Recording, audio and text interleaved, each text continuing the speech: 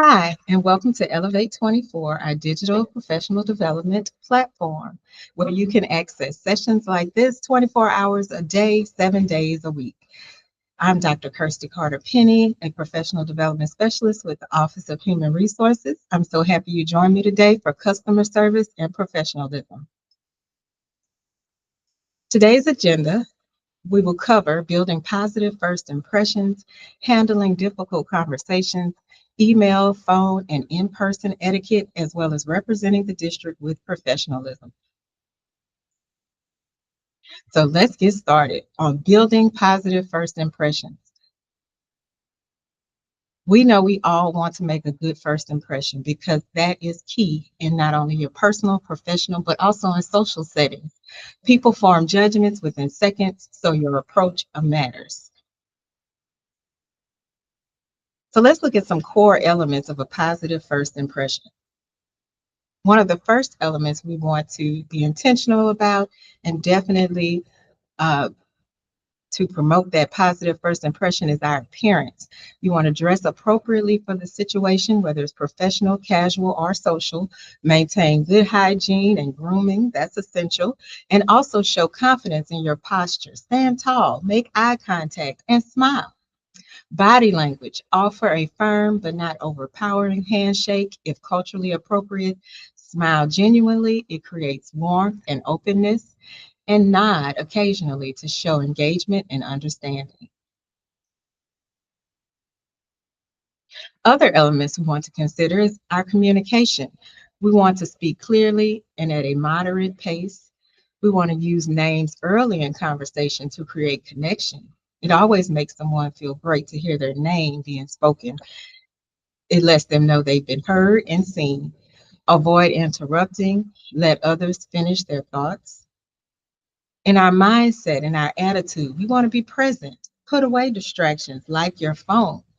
Show curiosity by asking thoughtful questions. And be respectful regardless of status or setting. Core elements of a positive first impression continue. Our listening skills.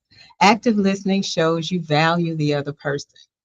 Use verbal affirmations like, that makes sense or interesting. And avoid fidgeting and looking around. Stay focused. You want to always be intentional as that active listener. First impression killers. These are those things we definitely want to avoid. Poor punctuality.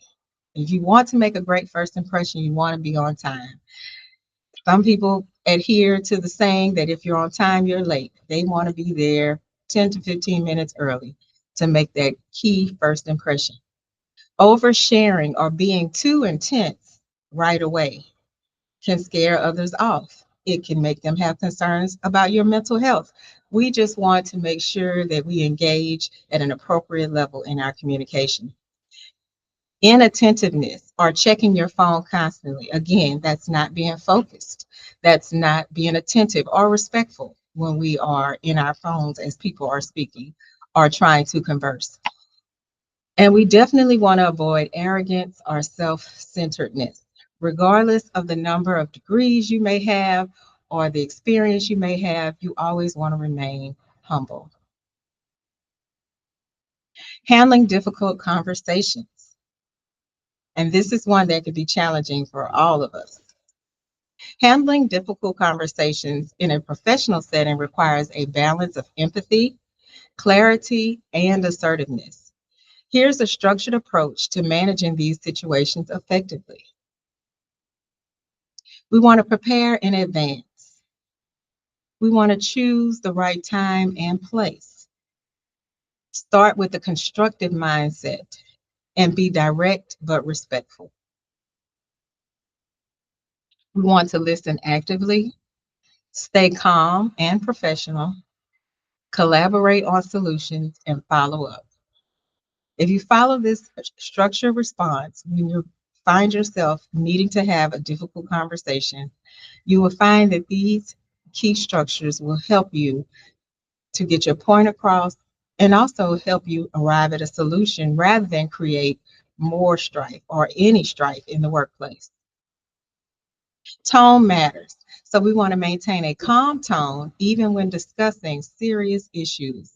And I'm sending you calm vibes because we always want to remain calm. And now we move on to email, phone, and in-person etiquette. When we're emailing in a professional setting, these are things that we want to do. We want to use a clear subject line, such as follow up on marketing meeting and the date, August 10th. We want to open with a professional greeting like, hi, Mr. So and so, or dear Dr. So and so. Be concise and get to the point without being abrupt. Use proper grammar and spelling. That is key. Reply promptly within 24 hours when possible, and use professional signature or title in your contact info. We don't want to do these things. We don't want to use overly casual language like hey or use an emoji in formal settings. We don't want to CC people unnecessarily or reply all when it's not relevant. Write in all caps. It comes across as shouting. We don't want to do that. And we don't want to send emotionally charged or sarcastic messages. Have someone read it before you send it if you're not sure that it has the right tone. That's also important. Your phone etiquette. These are things we want to do when we're on the phone for a professional purpose. We want to answer with a professional greeting. Good morning, this is, and say your name. Identify yourself when making a call, like, hi, this is from what company you're coming from. Speak clearly and at a moderate pace, and listen actively. Don't interrupt, and take notes when necessary. And end the call politely, like, thank you for your time. We don't want to multitask during the call because it is noticeable. You may think over the phone someone can't tell that they do not have your undivided attention. They can. Put someone on speaker without permission.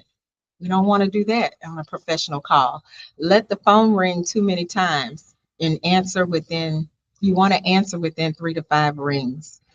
And leave a long or vague voicemail. Be brief and clear if you have to leave a voicemail. Our in-person etiquette, what we do in person, kind of goes along with making that great first impression. We want to make sure we greet with a handshake or polite nod, depending on the culture of the company. We want to make eye contact and use open body language. We want to be punctual. Again, arrive 5 to 10 minutes early. Dress appropriately for the setting.